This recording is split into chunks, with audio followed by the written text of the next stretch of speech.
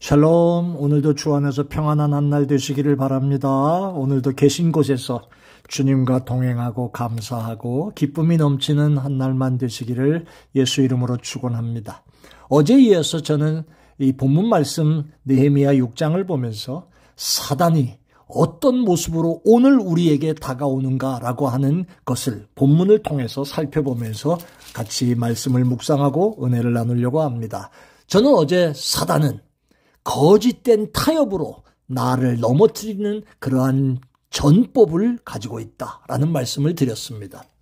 두 번째는 5절로부터 9절에 있는 말씀을 기본으로 생각해 보면 5절로부터 9절에 있는 말씀 속에 이런 얘기가 나옵니다. 바로 먼저 결론은 사단은요, 거짓된 소문, 특별히 그 거짓된 소문의 내용은 중상모략 이런 것들입니다. 이런 걸 가지고 시험한다는 겁니다. 자, 느헤미야가 페르시아 왕을 모반하고 예루살렘 성벽을 짓고 왕이 되려고 합니다라고 하는 거짓 선전을 지금 만들어내고 있습니다. 왕의 허락을 받아서 성벽 재건과 고향 땅에 성전을 훼손된 것을 다시 세우기 위해서 허락을 받아 왔던 느헤미야. 그가 유다의 총독이 되었음에도 불구하고 왕을 배반할 마음이 있지 아니했는데 이 산발랏, 도비야, 게셈 이런 사람들이 지금 거짓 소문을 냅니다. 이거 성전이 다 완성되고 성벽이 다 완성되면 저 느헤미야가 왕이 될 겁니다. 왕이 되면 페르시아 왕이요, 성전 건축한다고 보냈더니 왕이 되려고 합니다. 이걸 어떻게 하시겠습니까? 이 고약하게 여기고 잡아와야 되지 않겠습니까? 이런 좋지 않은 소문을 내면서 느헤미야에게 타격을 주고 어려움을 주는 겁니다. 여러분, 사단은, 마귀는, 귀신은 처음부터 중상모략의 아주 선수입니다.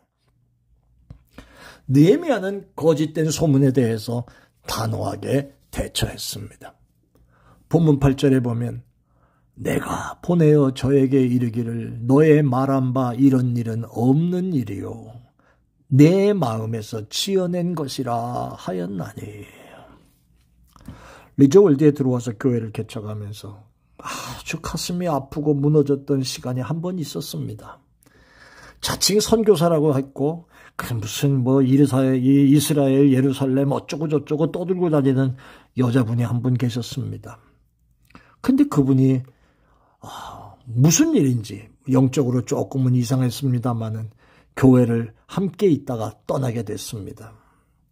떠나면서 어떤 일도 교회 안에 그런 일이 있지 않았는데 다른 사람한테 문자를 보낸 메시지를 제가 한번 그 메시지를 받은 사람이 저에게 보여줘서 본 일이 있습니다. 그랬더니 그 연약한 사람에게 이 선교사라는 여자가 하는 말이 유니온 교회는 악의 구렁텅입니다. 그 죄악이 그 교회 안에 가득 차 있습니다. 이따위 소리를 메시지로 보냈더라고요.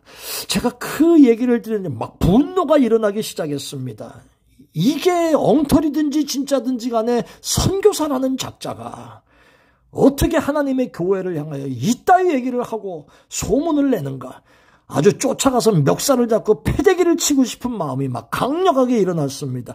그런데 성령께서 제 마음속에 주시는 답변이 있었습니다. 대꾸하지 마라. 대꾸하지 마라. 그리고 그냥 지나가라. 나는 저희를 심판할 것이지만 너는 별일이 없을 것이다. 대꾸하지 마라. 참았습니다. 얼마나 속이 상했는지 모릅니다. 사랑하는 여러분, 오늘 느헤미야는 이런 얘기를 들을 때 얼마나 속이 뒤집어지겠습니까? 왕의 허락을 받고 여기까지 와가지고 정말 열심히 하고 있는데 이 작자들이 도비야, 게셈, 산발랏 이런 거지 같은 인생들이 자기한테 와가지고 이렇게 모함을 하고 거짓된 소문으로 시험을 합니다. 속상합니다. 그러나 본문 8절에 느헤미야는 단호하게 대처합니다. 너의 말한 바 이런 일은 없는 일이고 네 마음에서 지어낸 것이다 라고 하는 것을 지금 8절에 기록하고 있지 않습니까? 거짓은 진실을 이길 수 없습니다. 거짓말은 언젠가 들통나게 되어 있습니다. 거짓된 소문을 만들지도 말고 거짓된 소문의 전달자도 되어서는 안 됩니다. 또 한 가지가 나옵니다. 여러분, 세 번째는요, 이 사단이란 것은 거짓 종의 예언도 지금 우리를 쓰러뜨리는 일에 이용하고 있습니다. 10절로부터 14절 말씀에 나오는 말씀을 보면 거기에 스마야라고 하는 종이 나옵니다. 이 스마야가 아마 그 당시에 선지자의 역할을 하고 또 목자의 역할, 그런 역할도 했던가 봅니다. 그런데 이 스마야라고 하는 거짓 선지자가 산발랏이라고 하는 인간에게 뇌물을 받습니다. 뇌물을 받고 거짓 예언 좀 해주시오. 이 말에 스마야가 지금 그렇게 이용을 당하고 있습니다. 아주 고약하고 아주 사약한 방법을 지금 진행하고 있는 겁니다.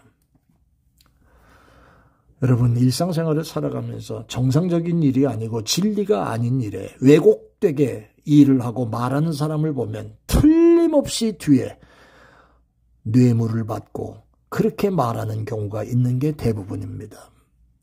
스마야가 산발랏에게 뇌물을 받고 난 다음에 해야 할 일을 하지 않고 집에 두문불출하고 있습니다. 느헤미야가 스마야의 집에 찾아갔습니다. 가서 보니까 스마야가 예언을 합니다. 그 예언의 내용이 뭔지 아세요? 도망가라. 도망가. 성전으로 도망가서 거기 숨어 있어. 거기 숨어 있어. 그러면 너는 살 거야. 마치 느헤미야를 생각해 주는 척하는 그럴듯한 예언을 합니다. 그런데 느헤미야가요, 곰곰이 생각하다가 성전은 성소에 들어가서 숨는 건 성소는 주의 종 제사장들이 들어갈 수 있는 것이지 나 같은 사람이 들어갈 수는 없는 곳인데 저 사람이 왜 나를 글로 들어가라고 했을까라고 하는 그런 생각을 아마 했던가 봐요. 13절은 이렇게 표현했습니다. 그들이 뇌물을 준 까닭은 나를 두렵게 하고 그렇게 함으로 범죄하게 하고 악한 말을 지어 나를 비방하려 함이었다. 이걸 지금 분별하고 있는 겁니다. 이것은 하나님께로부터 온 말이 아니다. 저는 하나님이 보낸 사람이 아니다. 나는 성소에 들어가지 않는다. 그러면서 거짓 예언, 거짓 종을 단호하게 물리치는 것을 보게 됩니다. 사랑하는 여러분, 오늘 우리는 영적으로 혼탁한 세계에 살고 있습니다. 거짓 선지자가 많은 21세기 이 땅에 거짓된 예언에 미혹돼가지고 헤매고 거기에 올개미가 잡혀가지고 끌려다니는 어리석은 종들이 참 많이 있는 걸 보게 됩니다. 여러분, 성경 중심의 신앙생활을 하시기 바랍니다. 말씀 중심의 신앙생활, 말씀을 올바로 배우고 올바로 실천하며 살아가는 여러분들이 되시기를 바랍니다. 그럴 때 신앙이 안정됩니다. 특별히 잘못되기 쉬운 게 바로 은사 중심, 예언 중심, 신령하고 어쩌고 거기에 무슨 목사가 훈련 이런 거 따라가지 마시기 바랍니다. 하나님의 말씀을 따라가시기를 바랍니다. 사단은 오늘도 거짓된 대화와 거짓된 소문, 예언을 가지고 성도들을 해치고 하나님의 일을 중지시키려고 하는 겁니다. 그러므로 오늘 저와 여러분들, 오늘을 살고 있는 여러분들 철저하게 믿음으로 경계하며 말씀을 통해서 우리의 삶을 바로 세우고 우리의 신앙이 주님 보시기에 아름다운 바른 신앙으로 승리하게 되시기를 예수 이름으로 축원합니다. 아멘. 은혜로우신 아버지, 우리의 믿음이 사단 마귀의 이 교묘하고 더러운 시험, 주의 종의 엉터리 같은 모습을 통해서 나타나는 지저분한 시험, 이런 데서 승리하는 종들 되게 하여 주옵소서.